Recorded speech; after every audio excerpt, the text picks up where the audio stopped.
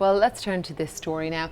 The Indian Prime Minister Narendra Modi, he's calling for calm following days of sectarian violence between Hindus and Muslims that has killed at least 27 people. The unrest has been centred around Muslim-majority neighbourhoods there in the northeast of Delhi, and there are reports that Muslim homes and shops are being deliberately targeted. The BBC's Rajini Vaidyanathan sent us this report. Fear. As tensions remain high in Delhi. The national capital, a battleground. Violent clashes between Hindus and Muslims have rocked the city for days. Entire neighbourhoods ripped apart as mobs roam the streets. The riots have been centred in the northeast of the city, in largely Muslim neighbourhoods. This mosque was set alight. The charred remains lay scattered. The death toll's rising. Both Muslims and Hindus casualties of these clashes. Thanks very much to Regini. Well, there are some truly harrowing stories coming out of the violence. This is one. This is about an 85-year-old woman who was burnt to death in her home on Tuesday. Now remember, this all started over a controversial citizenship law that grants amnesty to non-Muslim immigrants from neighbouring countries, but not to Muslims. Mr Modi, whose Hindu Nationalist Party has been accused of fueling the violence, something it denies, has broken his 3-day silence on the issue. He has tweeted. Let's take a look. He says, "Peace and harmony are central to our ethos. I appeal to my sisters and brothers of Delhi to maintain peace and brotherhood at all times. It's important that there is calm and normalcy restored at the earliest."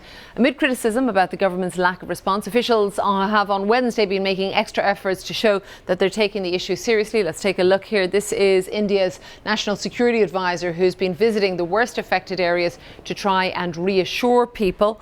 And here's what he had to say about how the situation is being handled.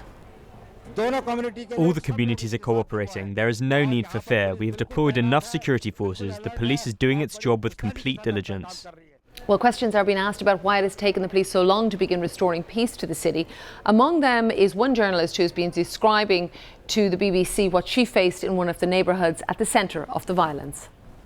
There was absolutely no police in the entire area. There were mobs at different places. There were multiple mobs holding lathis, sticks, and they were sporting a tika, a saffron tika on their heads.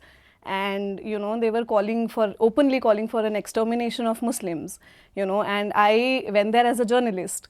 And I was really, really scared because first of all, they were not receptive of journalists. And second of all, the thing was that I was a Muslim myself. Well, comparisons have been drawn between the violent scenes we've been seeing on Delhi's streets and also the country's worst ever instances of sectarian violence. Let's get more of a sense how Muslims and Hindus are feeling. Here's the BBC's Yogita Lamai. We've spoken to people from both communities. Muslims have told us they feel extremely scared. They accuse the police of abetting with the Hindus to beat them, vandalize their homes. What the Hindus have told us is that the Muslims were shooting at them and throwing stones at them. We've also been to a small hospital in the area where doctors said they couldn't cope, but even ambulances couldn't make it through from here to take patients who were grievously injured to bigger and better hospitals. And this area, even today, remains tense.